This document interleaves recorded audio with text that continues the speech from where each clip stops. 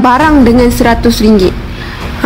Yang siapa Sabah Sarawak hanya boleh dapat 35 barang je. Bila dah naik RM3, kita hanya dapat 33 barang je, tuan-puan. Itu kita panggil inflasi, tuan-puan.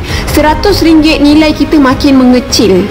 Makin mengecil by the time. Lagi 5 tahun akan datang, 10 tahun akan datang, memang duit kita RM100 akan mengecil, tuan-puan. Macam mana kita nak lawan inflasi ni, tuan-puan? Tak kisah apa-apa kerajaan pun yang ambil alih negara Malaysia ni, tak kisah siapa pun Perdana Menteri kita, tuan-puan. Apa-apa kerajaan pun, tuan-puan, okey, yang ambil alih negara Malaysia ni, tuan-puan, harga barang tetap akan naik.